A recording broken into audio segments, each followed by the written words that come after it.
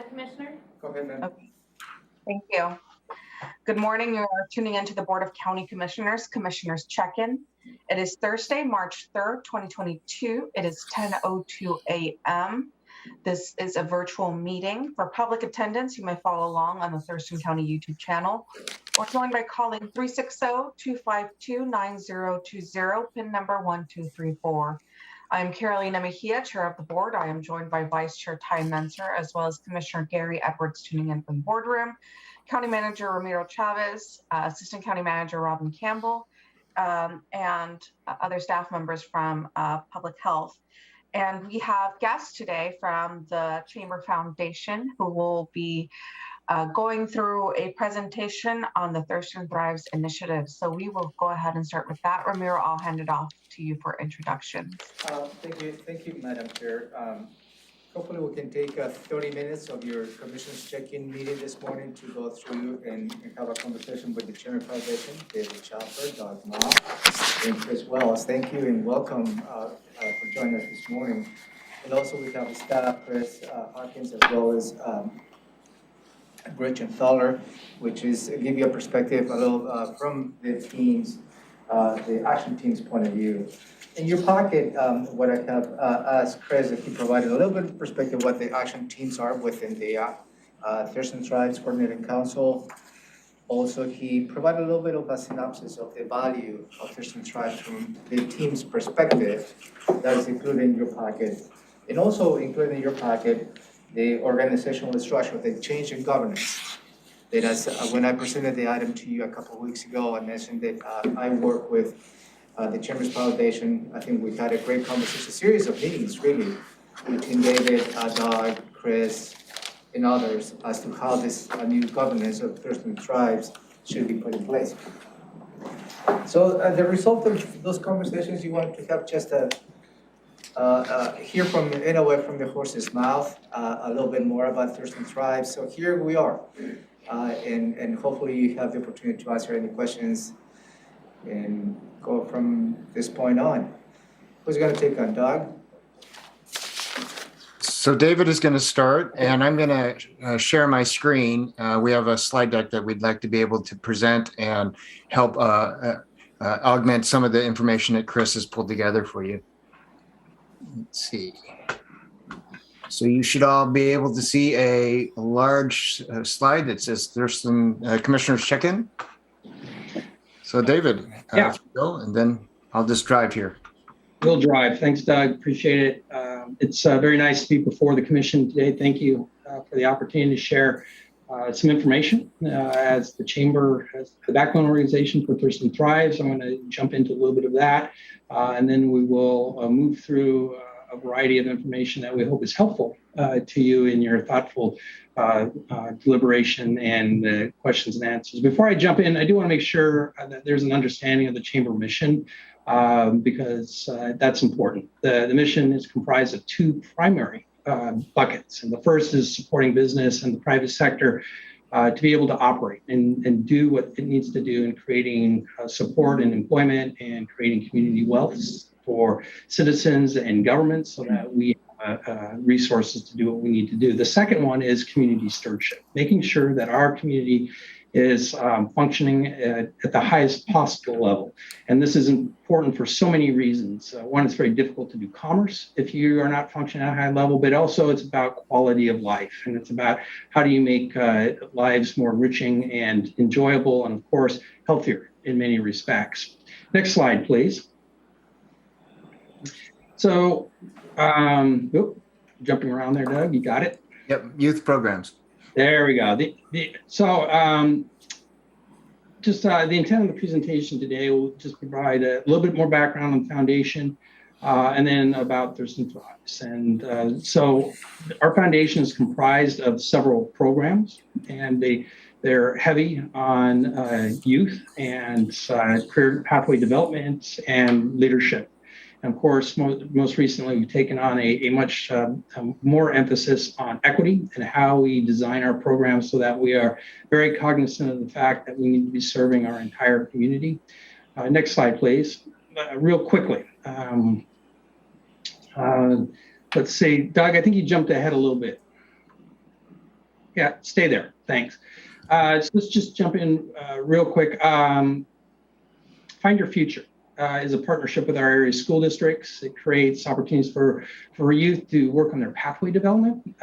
Often they do not get a lot of opportunities in life to really think about what they want to be and how they're going to get there. And so we partner with our school districts, and we'll have about 1,000 or more students on March 19th, and you are all invited if you'd like to come for the opening of that. It is quite a high energy activity and a lot of fun.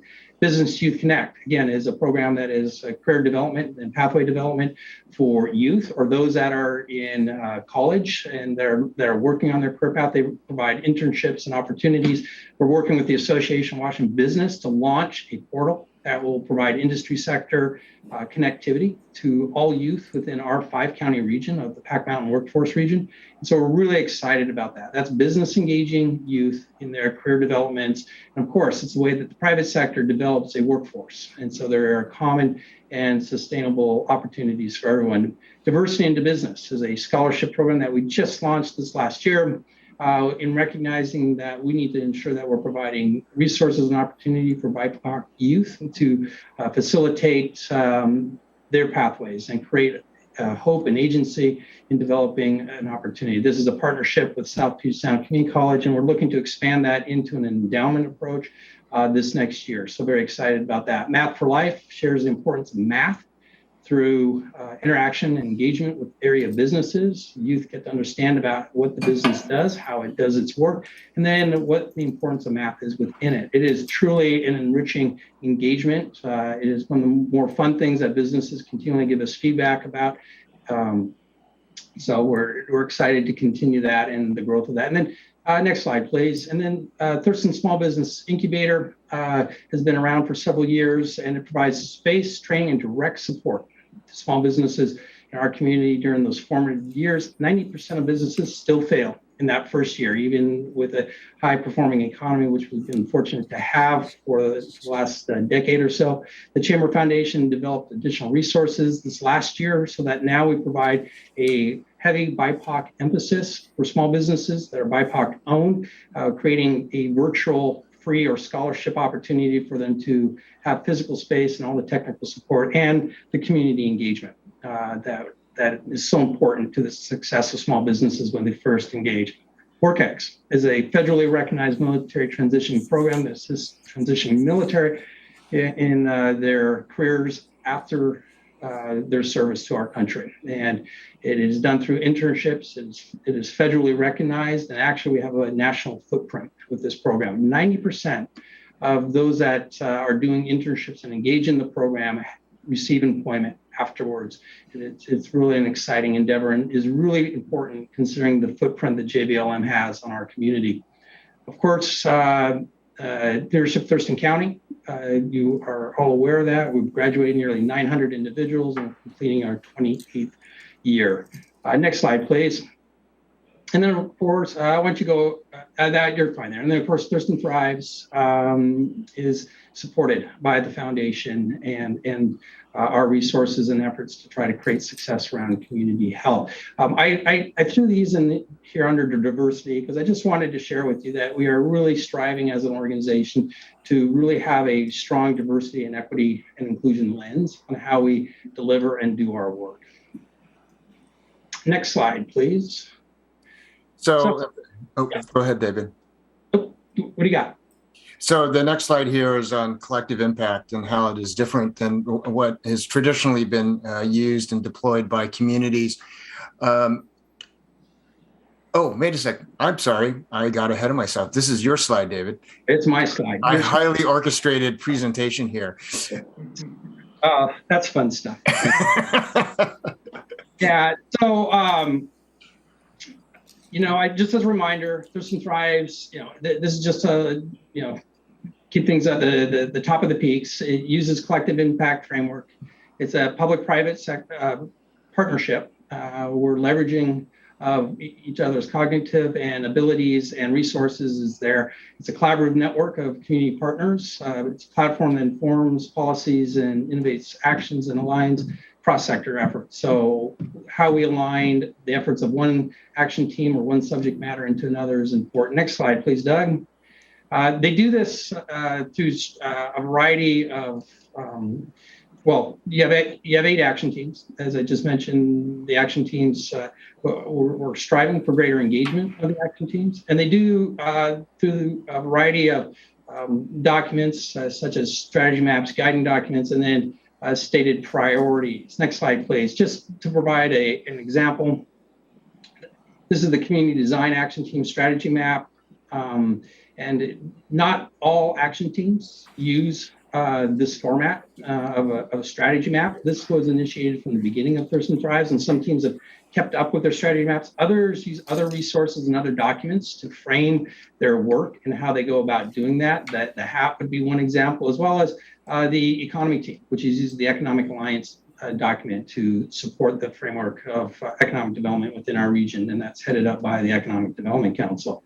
Next slide, please. So this is an example just simply of strategies. And some of those should be very familiar to you. Sentencing reform down the bottom and improving reentry. You as a commission have implemented policies and efforts and programs to support people in reentry and specifically around workforce and developing opportunities for careers. Next slide, please. And this is just again, community design. I want to point out the indications of progress. They wanted to make, this is part of our report out. They have areas that they want to make sure that are emphasized and that they hold themselves accountable to and are measuring towards. So next slide, please. And then a convening role. I think one of the big roles of Thurston Thrives over its history has been how it convenes on critical issues. And here are just some examples of those. Did numerous housing summits in support of the HAT, on how the HAT, those are, if some of you attended those, you remember they're really large and very dynamic and great community conversations. Hope Theory with John Thunheim, wanting to make sure we're creating pools of opportunities. And then lastly, when we're looking at how we support endeavors such as, I always love the Thurston County Homeless Census as an activity from the standpoint of how people rally to want to try to understand and that support as volunteers in the council. Thurston Thrives was instrumental in supporting that effort when the city of Olympia was doing that. Next slide, please.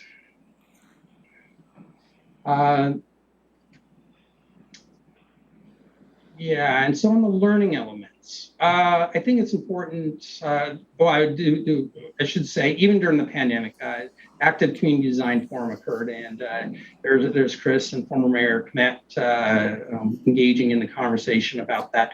So I thought that was quite remarkable to do that during the pandemic time. But then also we're about learning and making sure that we have briefings and educating how we may want to do that so we are better informed as leaders and as organizations to make better decisions and develop better strategies as a community. Next slide, please, Doug.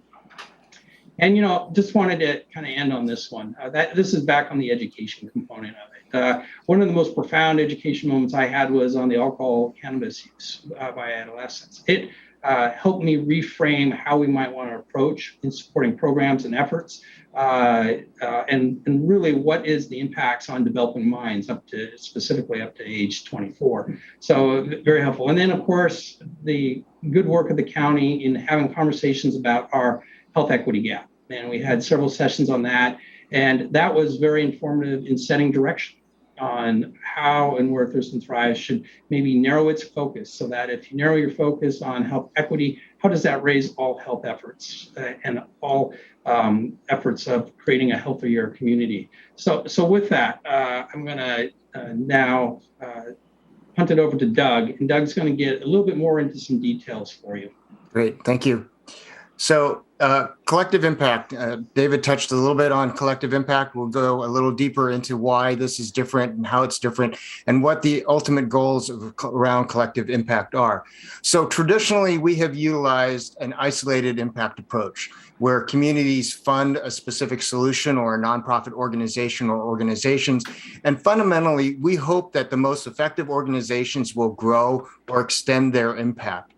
Visually, I think this is what isolated impact looks like, where a variety of organizations are all pursuing their own North Star or objectives.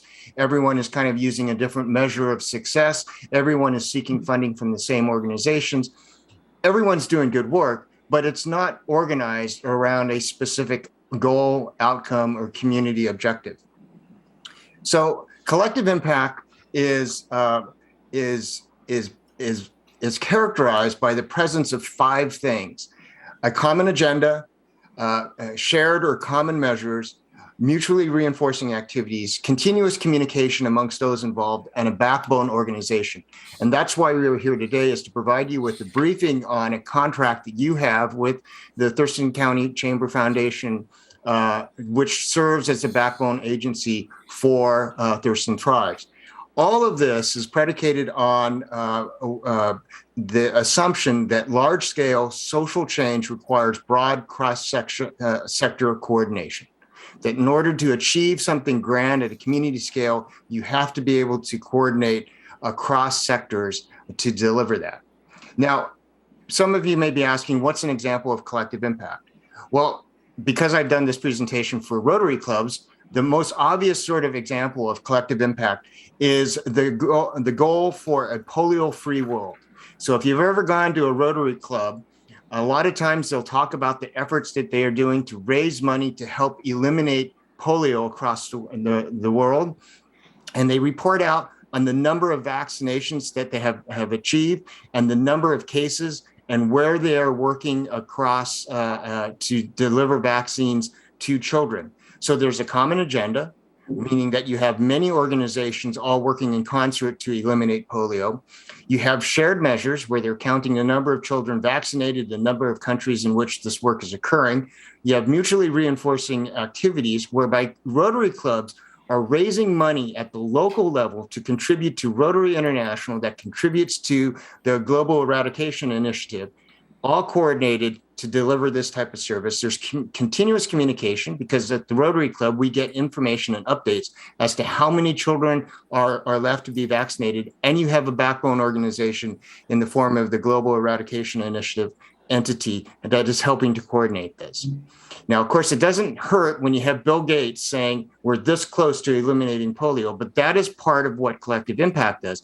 It mobilizes resources around a very specific objective that everyone is aware of.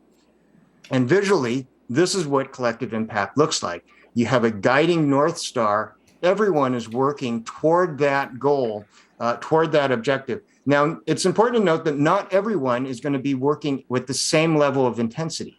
So my Rotary Club maybe is collecting a little bit of money for the elimination of polio, but definitely Bill Gates is further up here with the Bill and Melinda Gates Foundation, where they are on the ground, where they are making sizable contributions and are influencing the work on a day-to-day basis. But everybody is aware of this effort to eliminate polio, and that the objective here, the work, is to vaccinate children. So Thurston Thrives is really at an inflection point, and it's appropriate that we're having this conversation today about the contract with the Backbone organization and what Thurston Thrives is. So we've made a slight amendment and shift in our mission. So now Thurston Thrives works to eliminate health disparities so that optimal health for all is possible. This is also consistent with their comp plan and consistent with other efforts that the county has undertaken. We have refined our focus and created a singular priority around closing the health equity gaps between BIPOC and white residents in Thurston County, because we know that that is work that we need to do in order to achieve optimal health for all. And as an example of what we mean by closing the gaps, here's one of the measures that we've identified: infant mortality. But really, the initial work is to bring down the infant mortality rate for African-American citizens in Thurston County on par or equal to those that other ethnicities are experiencing in our community. So Thurston Thrives, as part of the change in governance and the change in emphasis and focus, has identified 4 key measures of success: infant mortality, premature births, depression as reported by 8th graders in the survey, fair or poor health outcomes as reported by adults. These measures are important because they are, one, valid and reliable. They're consistent across jurisdictions. We know how to measure it. So they are very useful and they're timely. They are overall key indicators of health. Now, they are not the only indicators of health, but they are definitely key indicators of health. And we know through your own health department that there are a number of measures that we could be looking at and should be looking at and encourage everyone to look at. But these four for Thurston Thrives give us a really good idea of how well we are doing in, one, closing equity gaps, but two, also as leading indicators of health. The other thing about these four measures is we know that there are disparities, meaning that for certain portions of our population, when you disaggregate the data, that they are not achieving the same rates of health as other groups in our community. So Thurston Thrives, again, has changed its governance. And the change in governance is intended to address observable and known issues and challenges that we had implementing collective impact. So because I'm cute and I like to use vowels, so this is my AEIOU and sometimes Y list of reasons why we changed our governance. We're looking to create more alignment with entities working in this area. We want to create more effectiveness and efficiency. We want to improve our ability to be more inclusive in this endeavor. We recognize that a lot of our organizations represent really well-established organizations and nonprofits in this space, but we also know that there are newer organizations, entities, and people doing this kind of work that we need to include in this process. We want to create more opportunities. We want to create a bigger and greater understanding around our role around improving overall quality of health. And yes, we are also interested in increasing resources for the greater community. So over the next 12 months, we're going to continue to refine and but continue to work on refocusing our mission and priority. We are working consistently on growing resources. A good example is the equity training that we are now providing through a grant that we received. We have provided 6 sessions around diversity, equity, and inclusion. Many of the employees or many of their participants are employees of Thurston County. This training has been made available to anyone that has been associated with Thurston Thrives in the past. But we are continuing to look at creating greater opportunities and more training around equity. We are establishing a relationship for an online client referral platform that is starting to come together. We are looking to increase resources from our from our private sector friends, so that we can do more facilitation and convening of service providers. And then we are building these resources so that we can continue to focus on BIPOC communities and individuals, so that we can meet people where they are and provide a higher level of service. And then finally, as David has already identified, we continue to mobilize the action teams around the new priorities. Some of this, for some action teams, it will take a lot more effort. Others, it will take a little bit less effort because they are already doing great work. But nonetheless, we need to continue to mobilize the action teams around the new priorities. I should also point out that the 8 action teams weren't just designed because we thought those were good kind of areas of focus. The 8 action teams are designed around determinants of health, that we know from the data that if you are improving all of those 8 areas, you're going to improve the overall health of your community. So that is one of the reasons why we have identified those 8 action teams, and it's our intent to continue to engage them. So let's see. So the intended outcomes of these governance changes and the change in focus is to first align with the community's actions and aspirations, create greater focus and purpose. I think we are more competitive for new resources and grant opportunities. The measures themselves are important because they provide targets to achieve, and they also express an outcome and a defined end state. And finally, all of this is so that we can eliminate health disparities so that optimal health for all is possible. Really, we are trying to move from a visualization of this, where you have some organizations working toward a North Star around closing equity gaps, to something more along like this, where everyone is recognizing the need and the approach and the intent to work together, collaborate across sectors so that we can close health equity gaps. Now, we have to say that this has been difficult work, and it's appropriate that we're having this conversation, doing this work at this point in time, because we are at a certain inflection point for Thurston Thrives. So the work itself is difficult because it sometimes is hard to gain consensus on the North Star.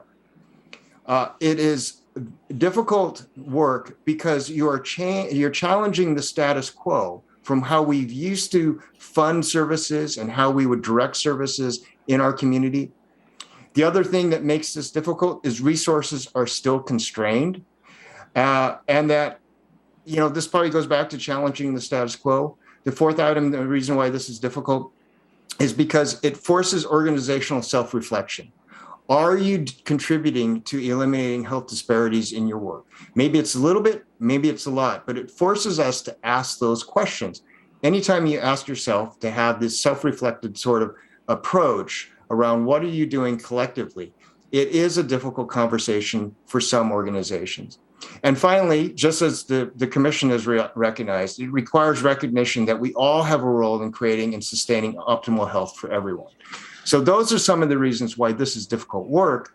I think that what will make this successful moving into the next 12 months and beyond is the continuous focus on equity and closing equity gaps, the focus on data. One of the things that we've done is establish a data work group so that we can be more mindful of how we use and understand the data that is being presented. We are looking to create greater efficiency within Thurston Thrives, and that will make it more successful. Inclusion is definitely an important component of this that will enable us to be more successful. Just generating general awareness around the need to eliminate health equity gaps. And then finally, the overall commitment to this endeavor will make it successful. It is part of the mission of the backbone organization, regardless of whether this is a public health initiative or some other initiative, to make sure that we have a strong level of awareness of what the challenges are, that we make sure that we remain committed to this work, and that we continue to drive efficiencies and remain focused on the data. And so that concludes our presentation. A lot of stuff coming at you. Hopefully some of this is not new and you're familiar with, and that it supports the work that Chris and the material that Chris has pulled together for you. And we'd be happy to answer any questions. Also like to note that Chris Wells is here from the Executive Director from United Way. United Way is definitely engaged in collective impact. United Way is a funder of Thurston Thrives and is one of those partners that helps leverage your commitment to Thurston Thrives. And any of the three of us would be happy to answer questions. And then also to put Chris on the spot, Chris Hawkins would also be happy to answer questions. Thank you. Question, comments, Commissioner Edwards? Actually, I'm wondering if anybody can hear me because we've got a change in the mic. Is this working okay? Okay. I'm kind of curious when we're going to hear a review to see if this refocus and change of direction, if you will, kind of alignment, whatever you want to call it, how that's being accepted by the member organizations, and what's that success? You know, I mean, are we going to hear a year from now that, well, maybe we need to make a little different adjustment, or boy, this was great, or somewhere in between? So I'm just wondering. I don't know who would jump in on that. And I do want to thank Doug and David for taking the time and giving me a personal lesson on this the other day. I appreciate it. It was good information, and I truly believe your organization and your hearts are in the right spot.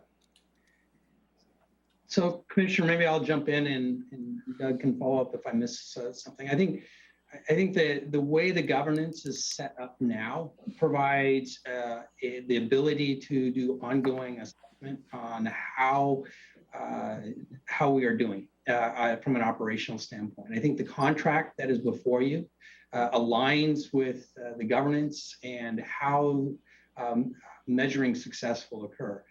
It'd be nice 12 months from now, actually we'll make it 8 months, 9 months from now, that you are fully engaged in understanding what Thurston Thrives has done over the last several months. One of the things within the governance is a meeting with elected officials and policymakers. That is really key when you start looking at determinants of health and collective impact. What are the things that the action teams or that we need to do as a community and consider in conversations at a policy level for movement? And so when we talk about what is success, I think we're not even a month into the new model. We haven't even implemented the new model yet. Some of it pending on where the county will be on this, but it really is. How are we functioning into the future, and how are we achieving the contract objectives which have been outlined? I'd just like to add that the new governance is intended to make Thurston Thrives more nimble. And when you compare the current contract that's before you with the previous contracts, we had a lot of requirements to meet. And that takes up resources, it takes up time, it doesn't create an opportunity to be nimble.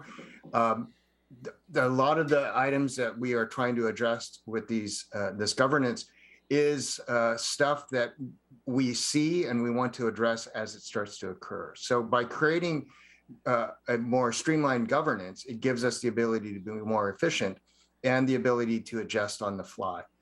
That said, the proof in all of this will be in the data that we start looking at and being mindful of what it is telling us and if we're seeing changes.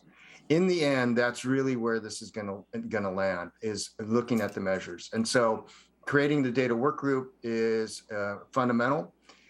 Being able to tap the expertise at the county is gonna be really important so that we understand the data, understand the issues that may come out as to how the data is collected.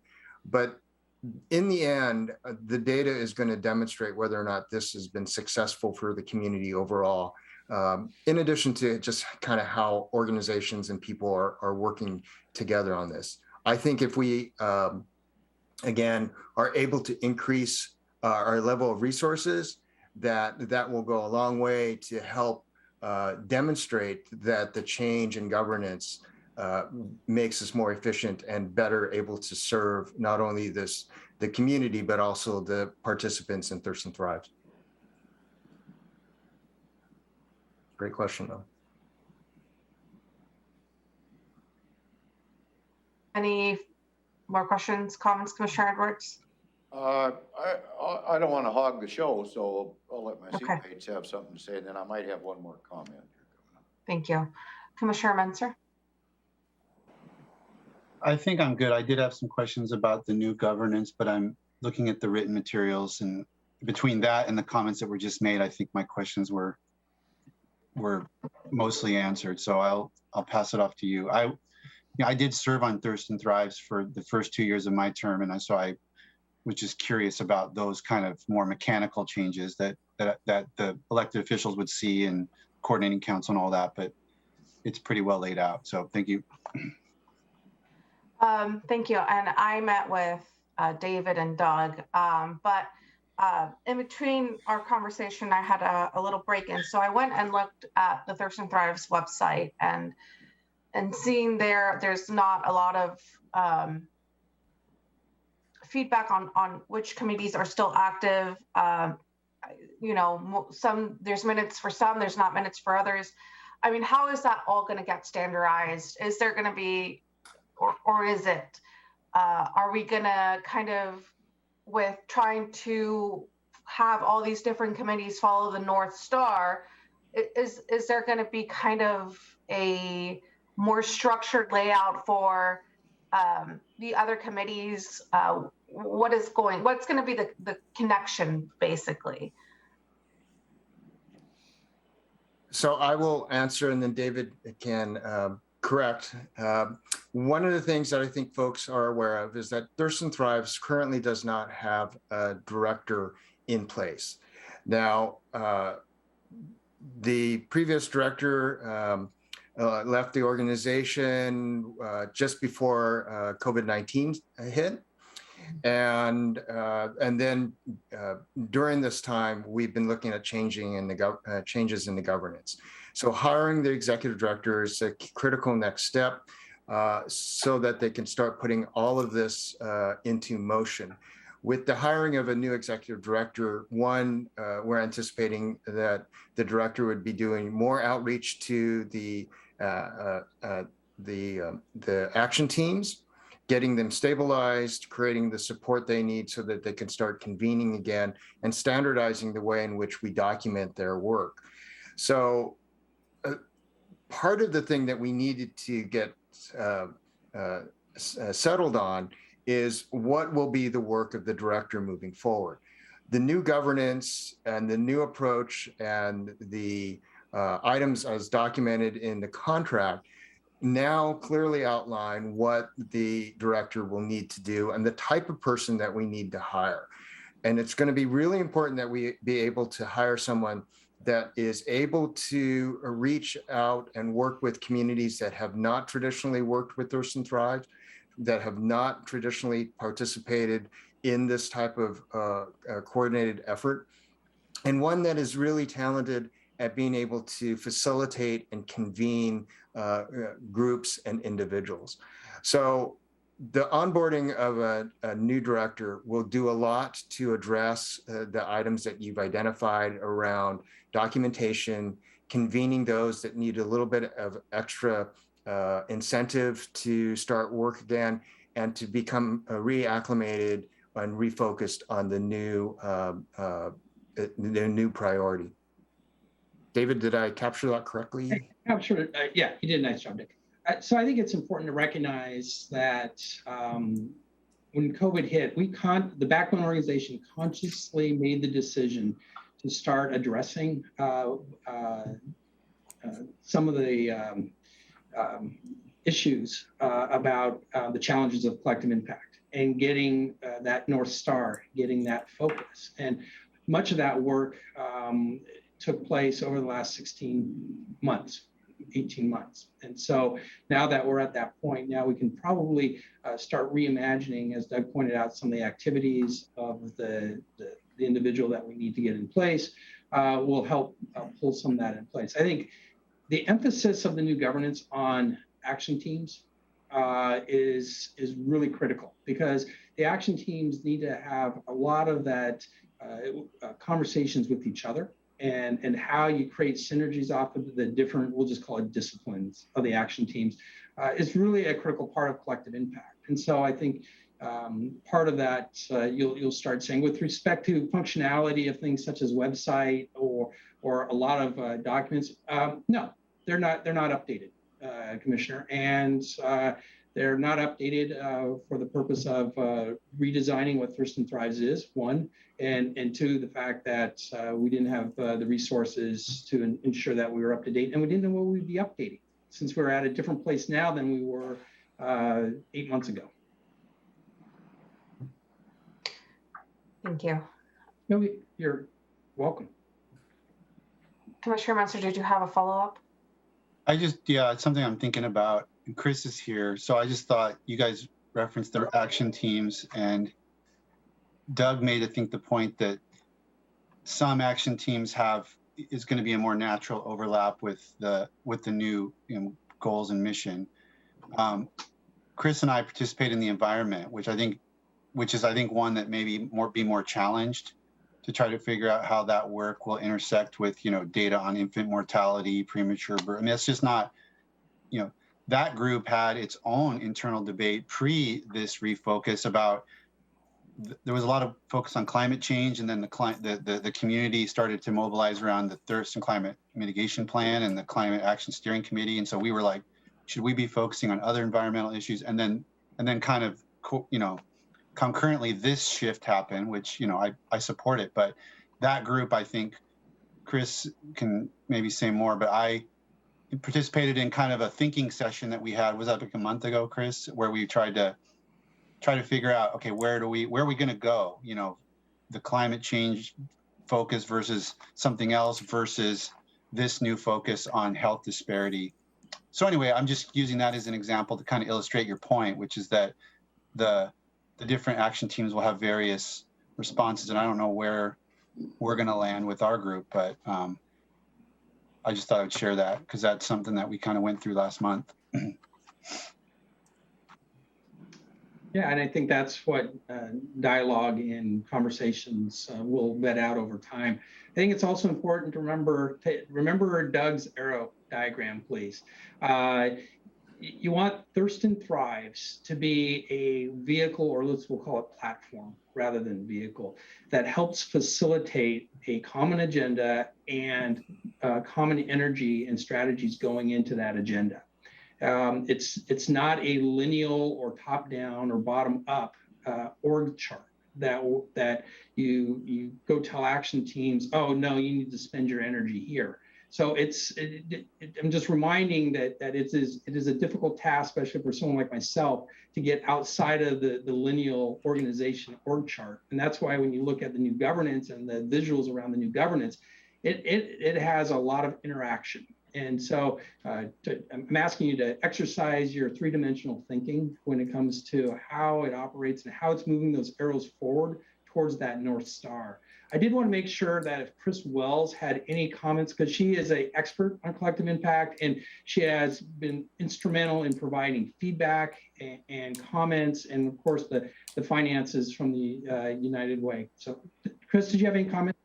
I'm really glad that, because I don't want to interrupt here. I know we've got a lot of people who are speaking to this, but I like speaking. Oh, you're on mute.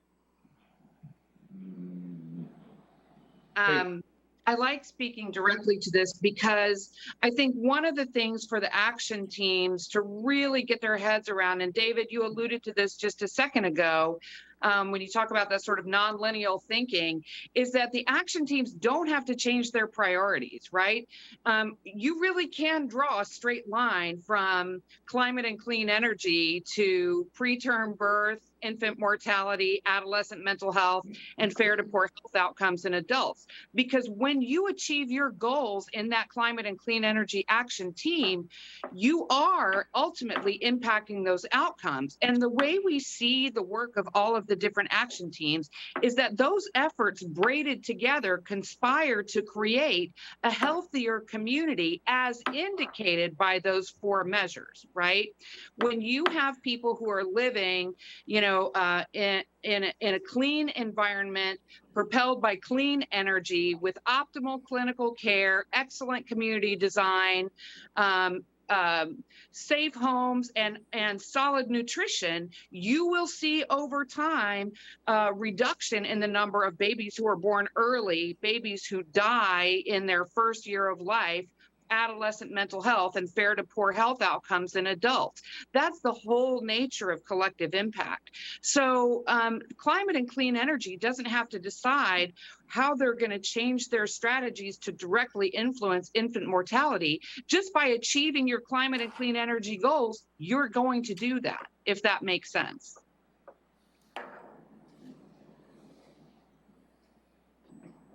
Commissioner Edwards, any follow-up questions or comments? Yeah, what I'm kind of looking for in the end is efficiency, I guess, and getting the best bang for the buck.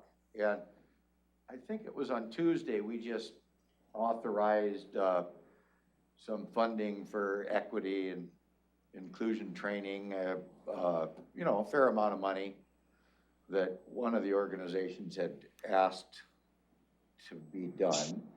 And then here we are, doing this same thing with another group, you might say. Not identical by any stretch of the imagination, but I'd rather have focused those resources towards Thurston Thrives, for an example, than go out of the area to find someone that could come down and give us the schooling, I guess. So I'm hoping that we can have a game plan that consolidates a lot of whatever expenditures we might make, and then the outcome is we achieve that outcome with a smaller expenditure, I guess, because I mean, especially out of the current expense budget. That's always my bugaboo. So. Yeah, Commissioner, everyone is looking to be more efficient, and really the whole key to success is the cross-sector collaboration, both in terms of, private sector collaborating with the public sector. We know that there are efficiencies to be made in how we go about all of this work, whether it be health specific, equity specific. There are opportunities, and part of the raising of awareness is to get people to start thinking about that.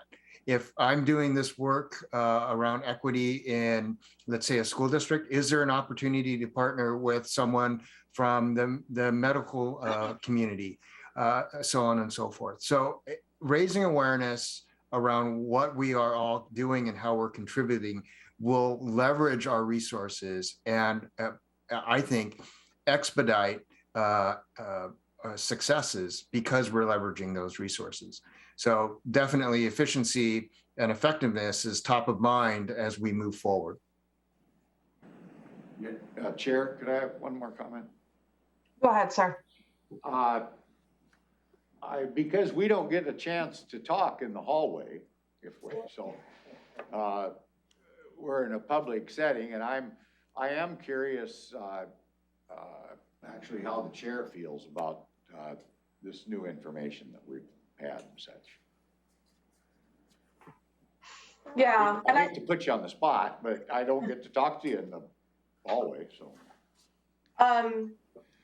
No, we had previously conversations, and I think we were pretty much aligned in our mindset, Commissioner Edwards, on, where do we go from here? And I've had multiple conversations with, both our county manager and the new structure of Thurston Thrives, because I did have several concerns, specifically with the comments that I heard, at the end of last year from, not only myself. I thought only I had those concerns of like, okay, what are we doing here, and what's the goal here?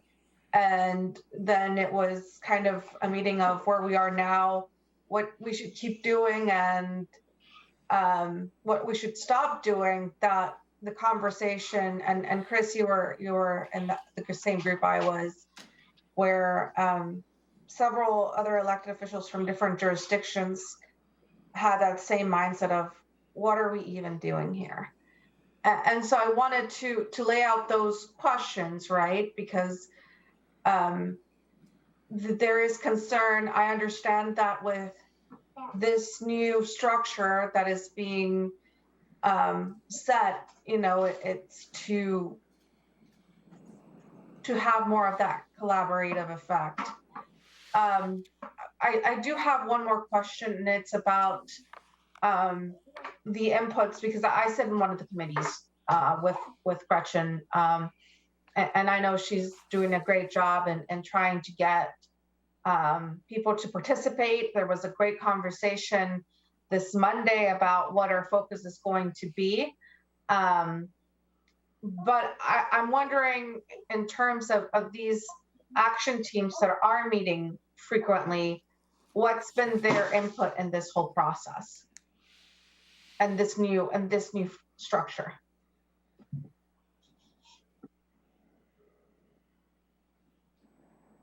Yeah, let me start off with that. So all the action teams sit on the coordinating council. Again, so this both the process and effort of the governance and the new focus, or the North Star. Chris Wells did a nice job of sharing that the North Star is the North Star, and people can contribute to that in many ways as action teams and strategies and so forth around public health. But all the action teams have been at the coordinating council. for the last 16 months.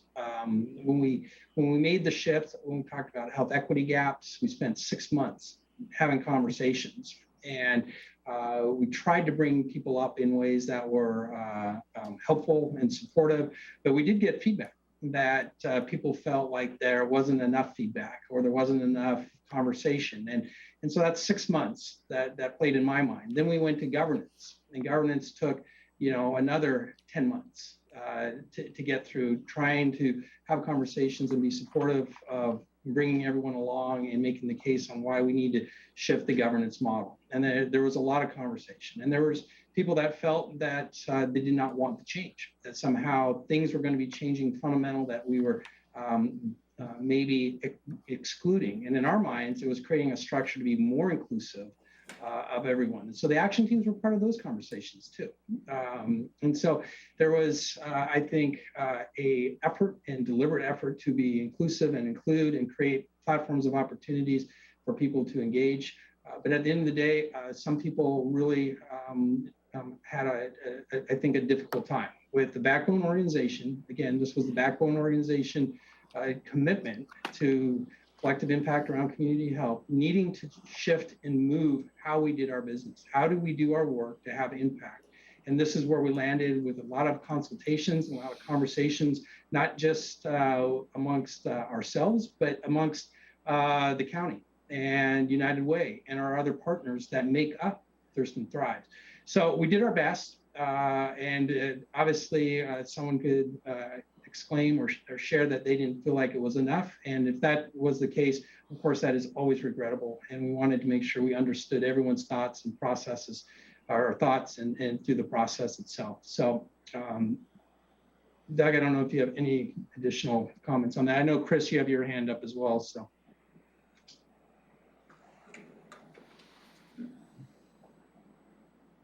I was just going to add in that kind of from an action team perspective, one of the things that's been challenging, and this goes way back in Thurston Thrives to much earlier on when it was first getting going as a public-private partnership, was that there was a lot of responsibility loaded into that coordinating council, and its role was quite expansive, but it meant that it was difficult to feel like progress was being made because there were so many things that had to kind of be put onto that group's plate to work on, and sort of a tough multi-sector conversation to arrive at a decision efficiently.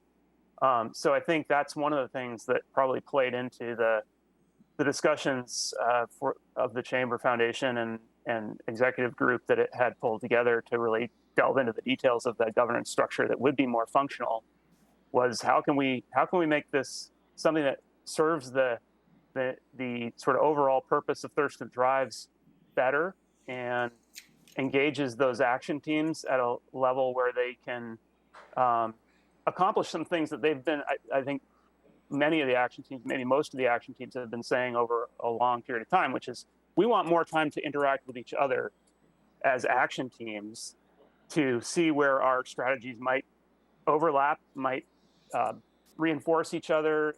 Are there ways that we can collaborate, work together? And I think this new structure is an effort to try to accomplish that, bring that to the fore for the action team's engagement in the overall Thurston Thrives. So having those coordinating council meetings be composed of the action teams is a good effort toward that, that I think will start to accomplish some of that greater collaboration, more focused attention and time among the action teams, not only on the North Star, but on the ways that they can help each other and sort of work together and reinforce some of these issues that really do span more than one action area or require that collaborative effort to make good progress. So that's just, I've heard that from a couple action teams that they really find value in interacting with each other.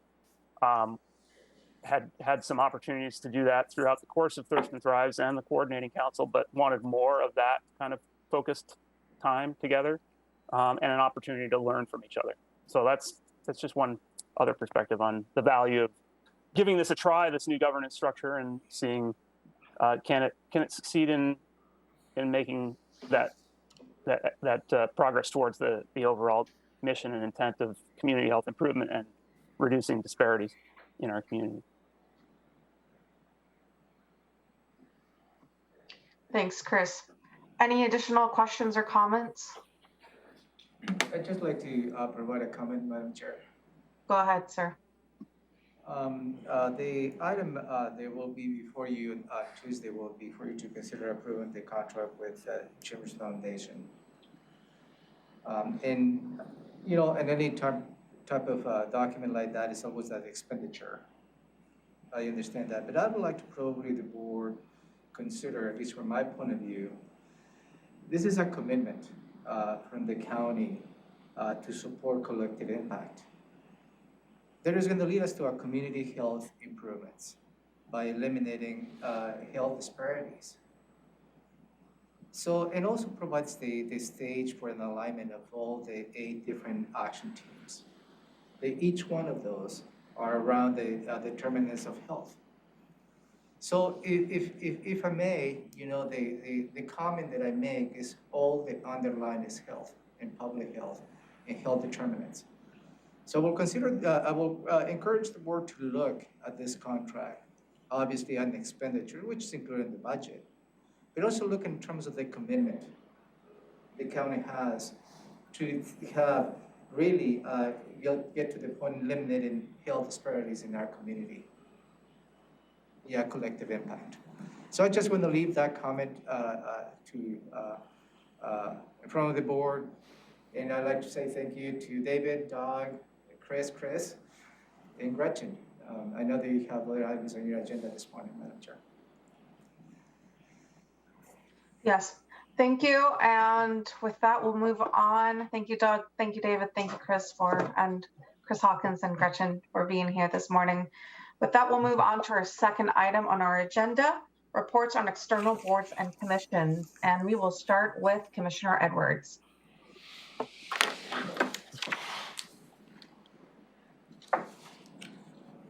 You know, I think the only thing I had was a TCOM and Fair Board, and nothing unique about either one of those or of particular interest. But I did attend the Lacey Chamber yesterday, and there was a good presentation by the city manager on where they're going, kind of what they've progressed to and what's coming in the future. And boy, it was pretty obvious they're going places. I guess that's the best way I can put it. And so I guess if you do get a chance to hear Scott's presentation, it would be worth it, I think. I thought it was pretty good information. That's all. I think that's the only thing I really have from boards and commissions. Thank you. Commissioner Menser? I don't have any boards and commission reports tonight. Thank you. I touched on most of them on Tuesday. There was intercity transit yesterday, but nothing really key to report. I did want to touch on the Regional Housing Council last week because there was a conversation about a retreat that we're going to have, which the retreat it's very well needed. We need to basically align how the Regional Housing Council is going to move from now on. I know that in this last meeting, we discussed about meeting more than once a month, just because it's so ever changing and it's with these kind of decisions that need to be taken, it's hard for staff if we're only meeting once a month and everything's kind of just pending. So what we decided was to have more of a, I know there was some debate about having more than one, adding another additional meeting to all of our schedules, but I think everyone sees the value in it. So what we decided to do was switch the model to more have the first meeting more of a work session. If there's nothing on it, it can be canceled. And then the second meeting as a more kind of structured decision-making meeting. So we are working on basically setting when we're going to be setting that second meeting. And it's just going to depend on everyone's schedule, but that's a big change, kind of the structure. Going back to the retreat, I'm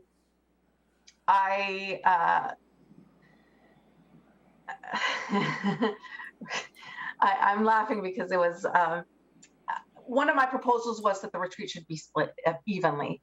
And after going through the ILA and going through the breakdown of it, it did not mention retreat or anything like that in our ILAs.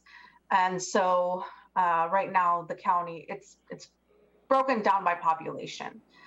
I brought back that it should have been broken evenly between all the jurisdictions since, we are all taking the same effect from something like that. And it's not mentioned in our ILA. And I lost that vote. But I wanted to bring it forth to the rest of the commissioners. I still think we should do the retreat because, it's very, there's going to be a lot of conversations on where the RHC is going to be moving forward. And I think the county needs to be a part of that conversation. And I know Ramiro was going to work with Tom and trying to see if there was a way that, we have an available fund where we can take this that way. It does not impact general fund. But I did want to give the commissioners an update on that and what the general conversation was at the RHC. I can answer that question, Madam Chair, okay? Go ahead, sir. I agree it was an interesting meeting at the last RHC, and applaud Commissioner Mejia for, bringing an issue and create a good conversation. And the cost distribution, as stated on the ILA that we signed, is based on population. For the retreat, as Commissioner Mejia stated, I think is well-needed retreat. That's where we're going to be talking about how we're going to be opening up the ILA with at the RHC, how the home fund is going to be, structured, managed. So the retreat itself is extremely valuable from my perspective. So the retreat cost is just about $25,000. We're going to hire a consultant. And the cost distribution based on that is just about for the county, $12,000. So there is not going to be an impact on the general fund, just to be clear. And I have worked with Tom Webster, and we're going to be splitting among many different funds that we have in place, of which is going to be the 2163, the 2060, the home fund, the CIHG, the HAN, and the Human Services Fund. So cumulative, it will be taking a little bit of the administrative cost that we use for under those funds that will put us in the position to support the $12,000. So that is where we are. So I did find a way that it's not going to be an impact to the general fund. Thank you, Ramiro. Robin, I see your hand up. Go ahead. Well, I rarely want to advocate for spending additional dollars. I'm curious why the retreat is not seen as an administrative cost of the programs rather than being an additional cost to each jurisdiction. We discussed that, and there is the only way, there is not enough capacity to take the $25,000 out of the administrative cost of the programs. That was the grudge, and the other jurisdictions agreed to pony up all from their own general fund. So our costs are coming from the administrative cost that we have on those programs. That makes sense. I understand what you're saying, and we should chat about that later. Okay, more to come, I guess. And then just to mark in additional comments, it was another point that the county made, and laid out our frustrations has been that, and this is going to be also a discussion, right? Especially when it comes to home fund, it's our staff is often left holding the bag, and if there's several initiatives, it's usually our staff running it. The technical team, it's our staff trying to schedule it every week. It's our staff trying to, and it's not, the workload is not split evenly within all of the jurisdictions, right? And it was the same thing when we were trying to do a communications plan, and that was put on pause because at the end of the day, it was our PIO doing the bulk of the work, and several times requesting input from the other jurisdictions and receiving none. And so that was also a big part of our conversation on, there needs to be someone, administrative support coming from the RHC for all the jurisdictions, instead of the county providing the bulk of that administrative support. And Ramiro, I'm not sure if you wanted to expand on that. No, that's on point, Madam Chair, and this is something that I highlighted at the RHC even before the home fund was passed by the county. That we needed some additional resources, and I highlighted at the last meeting that I personally reached out to the one of the RHC meetings as to how the jurisdictions can participate and share the burden of providing support to the RHC. And there was no support back then. But I believe today, through the new commitment, I think is going to help us to address that, and that will be part of the discussion at the retreat. Okay, so that was, I think, the big thing I wanted to report back on the RHC. And other than that, I think I reported on everything else. So with that, we'll move on to commissioner items. Commissioner Edwards, we will start with you. Yes, I have a commissioner item that maybe I'll plant a seed. Maybe it's not a big deal to my seatmates, I'm not sure. But it's an issue that I've seen, and I guess, so I'm the senior guy here. This is my, going on my 6th year as a county commissioner.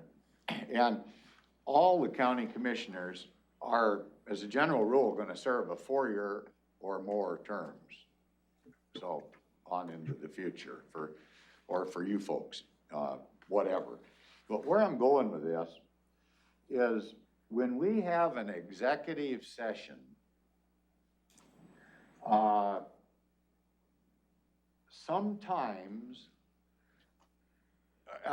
and the intent of the executive session is to kind of keep things close to the chest, because you don't want to let the cat out of the bag on, I don't know, bargaining or a contract or maybe a purchase of property, or there's reasons for executive sessions. My concern with executive sessions is we're not allowed to keep notes and information on that executive session. And I'm wondering if there isn't a way that we could possibly keep information, and I realize it would become subject to public disclosure, but we don't have to make that disclosure, I don't believe. I mean, this is probably a legal question for maybe Elizabeth, until the completion of the deal, whether it's, buying a hotel or a building or or signing a contract for garbage or whatever it is. I don't think we're obligated to give up that executive session at that point. And I'm gonna just use something, a couple of recent examples. One of them is the Black Lake issue. So we've got two commissioners, Commissioner Menser and myself, that were here kind of when that thing started to percolate up. And we had several sessions to discuss how that might proceed. And then eventually it ended up where it is today, which is, I don't know, 2 or 3 years later. And then we're going to be looking at maybe what we did a couple of years ago. And we have no institutional memory in writing. We try to remember it. But I'll be real honest with you, my memory, I can't pick up every little thing. And it would sure be nice if we had the ability to refer back to notes. And after we had those executive sessions, for an example, a couple years ago, after we got done, so they were no longer sensitive, then they just, you know, they'd be in the file. And if somebody wanted to see what we discussed during that executive session and what information we digested as we move forward, because sometimes we come out of executive session and we'll take an action. Sometimes we don't. But I just think we're missing the boat when we're not allowed to keep information. And I'm not advocating that maybe that we keep it individually. I think the county manager we could have something in place where he'd keep that information. That'd be in a file. Once it's no longer sensitive, if the public is interested, well, you know, let them look at it, especially if there's a freedom of information request that comes up later on. I'm just trying to figure out a way that we can be more efficient and consistent, I guess, on discussions that we've had that we have no record of. And then we're expected to have a discussion on it maybe a couple years later. So I don't know what my seatmates feel about that, but I just think it merits some discussion on how we can recall something that maybe went on 6, 8 years ago, you know, even if we're still here at that point in time. And oftentimes commissioners have consecutive terms that go for quite a while. And I just think it would be beneficial if we were able to put something together like that. Now, what that would look like, I don't know, because there's legal roadblocks that might be in the way, and maybe it's not even possible. But I just think it's worth having a discussion to help us, I know, let's see, besides the Black Lake, okay, we bought this property for the auditor. We were told it'd be so much to remodel. I know we kind of went into sticker shock later on when, boy, it's gonna cost a lot more, and we're trying to handle that through, is it handled through bond or incrementally adjusted? You know, so we're gonna try and figure out ways along the way.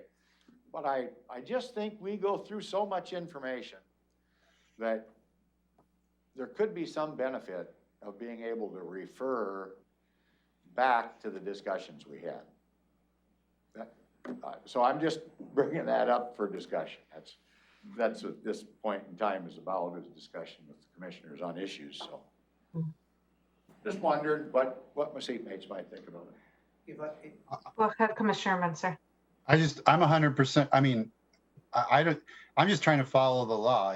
If there's a Right. path forward that does what you're trying to do, Commissioner Edwards, I'm 100% in favor of it. Because, you know, I like to write stuff down, Sure. and I have to force myself not to write stuff down in executive session. And if I could not have to force myself, then I'm all for that. And turn it over to the county manager, maybe? Yeah, whatever. Whatever it takes to make it happen. I don't know how to do it, but I need some help. And I'm kind of like you. I force myself not to write things down because I've been told the whole time, can't take any notes, you know, and if you take notes, give them to the county manager, and I don't even know if, I guess I don't even take notes because of that. The thought drives me nuts, so. I'm at the stage where my longer term memory is better than my short term memory. So usually during presentations, I like to write down, I write a lot because I like to go back into my notes and just compare. So it's been also very difficult for me to, especially during executive sessions and us having so many, to just be like, okay, what was this one about?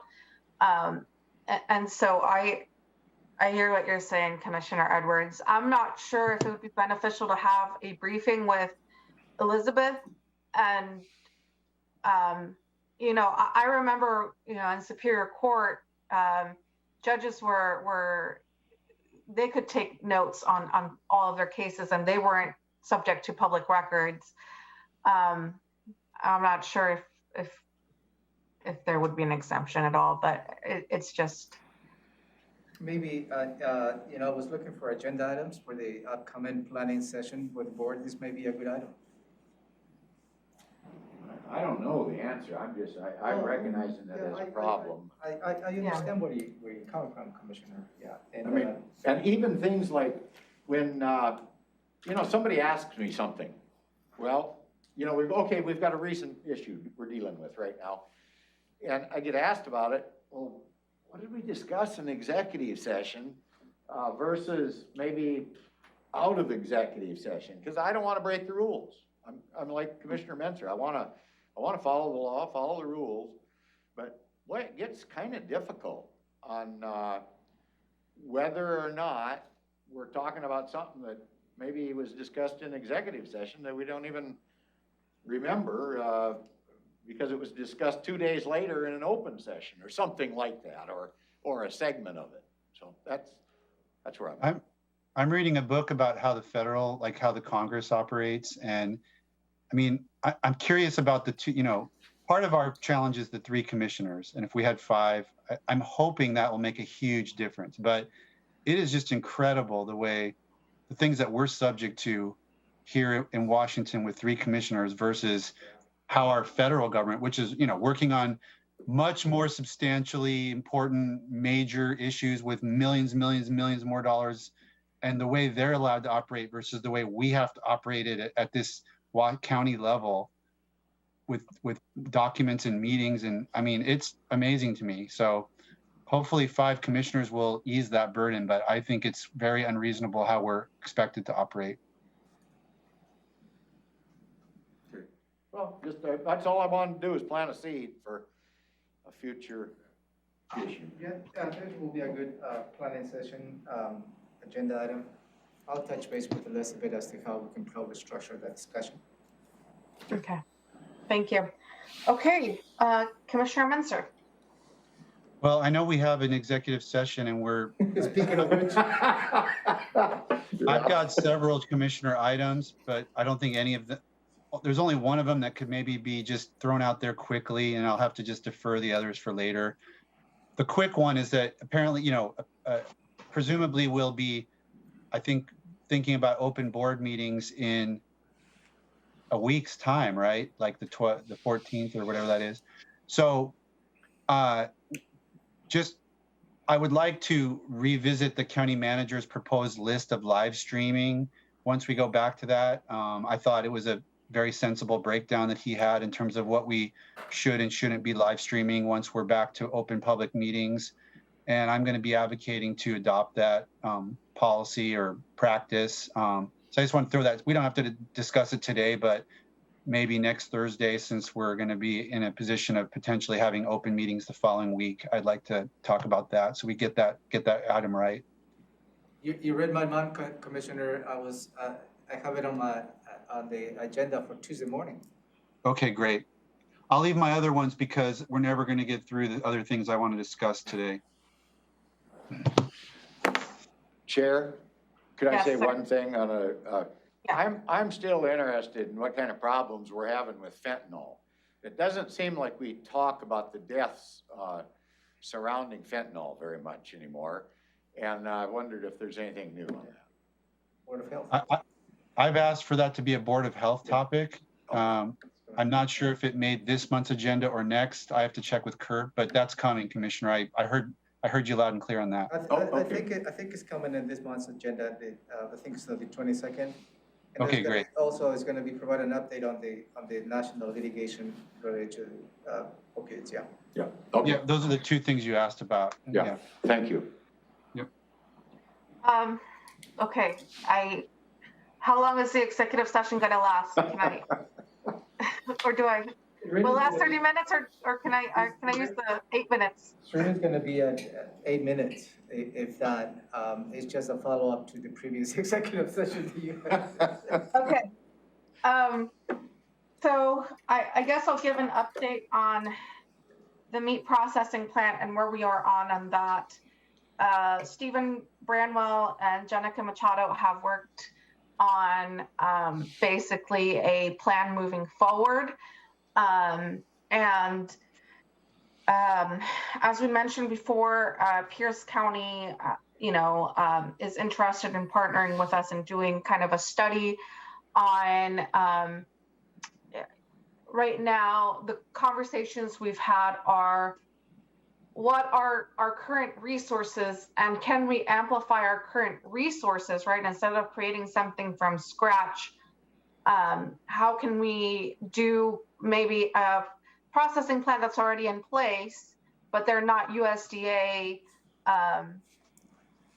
certified, and how can we help them amplify those resources so they can reach, we can reach that threshold and fill the gap. I do have meetings coming up with Director Sanderson from the Department of Agriculture just to see what funding is available. Because, there are several grants that have been made available, and I want to make sure that, they keep us in mind as that money does become available. So the issue that we're running into, and Robin knows this very well, is the $35,000 to do the study. So Pierce County has agreed to go basically half and half. And so that would put us at, we have to do the 35,000. And right now, we can't use ARPA funds for that, unfortunately. And so it just puts us in a very difficult position. I know that Pierce County wants to go ahead and proceed to do this in April because they're ready to go and they've just been kind of waiting for us. So we're kind of in this threshold of needing $35,000 for this study. Again, I'm hoping the meetings with the Department of Agriculture goes well and that we're able to get that funding.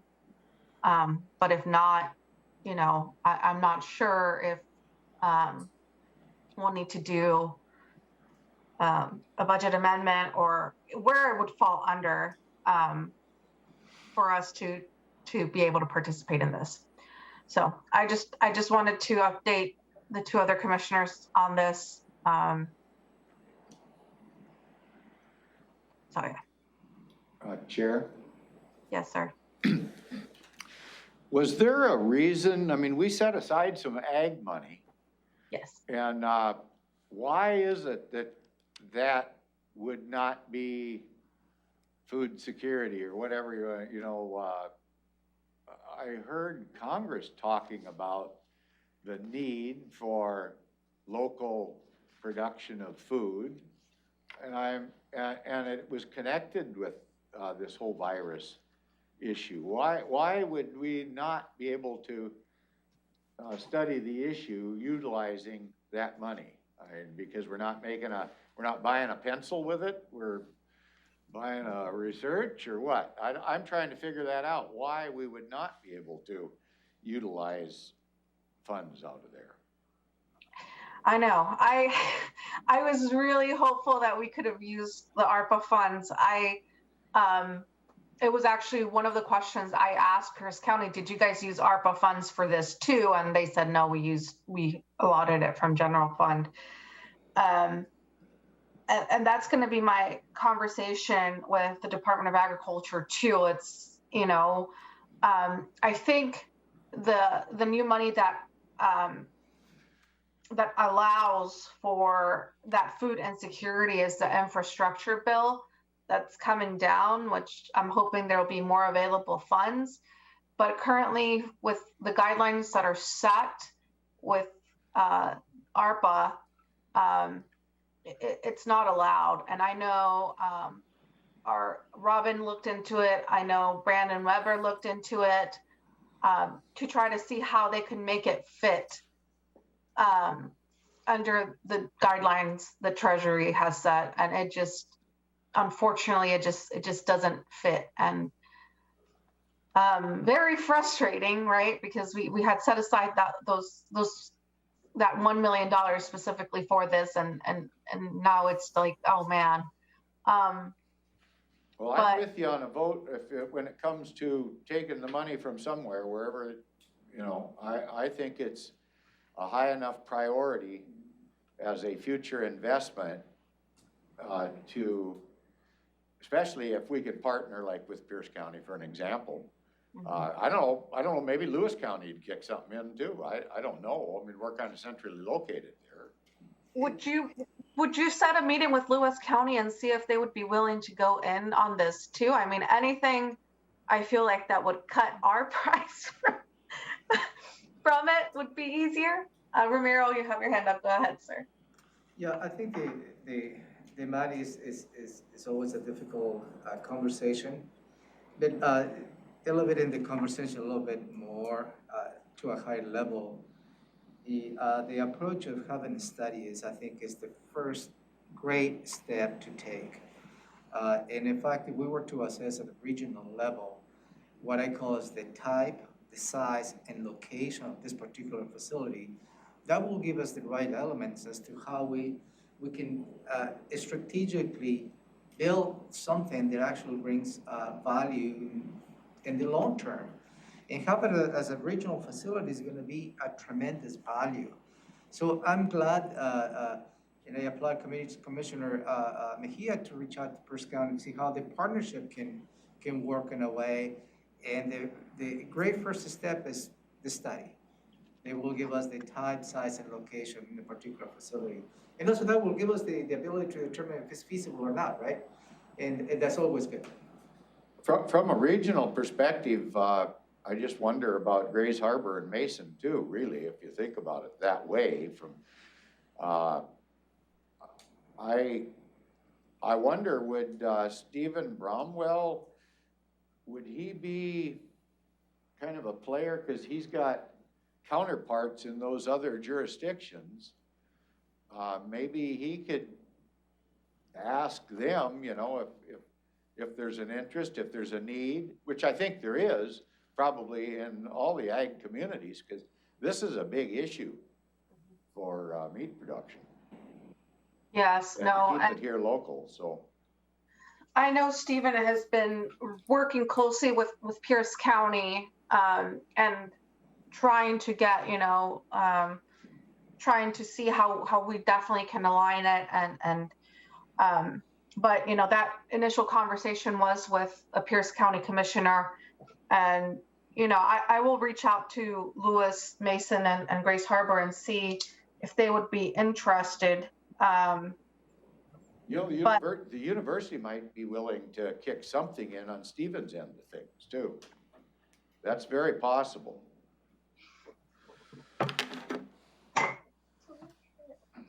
Anyway, good topic. Oh, yeah.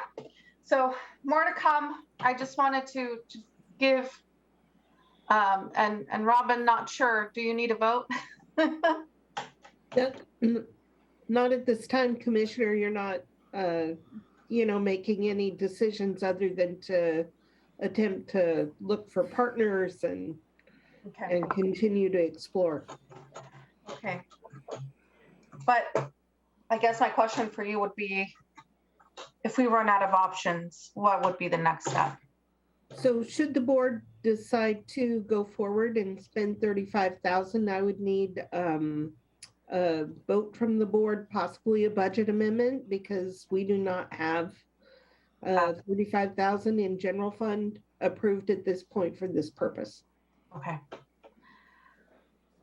So we have, for the budget amendments are due the 31st of March. So that would be the deadline that we need to get. We'll make sure that something is in the budget amendment so that the board can consider that when the time comes. Okay, thank you. So I'll go ahead and I'll reach out to those partners, and I'll work with Stephen to see if WSU can help us with that, and then more to come. Thank you, Commissioner Edwards. Thank you, Robin and Ramiro. And then let's see, other than that, I got appointed to two, I forgot to mention this. I got appointed to two other committees for WASAC. And one of them I applied to, and one of them I got invited to.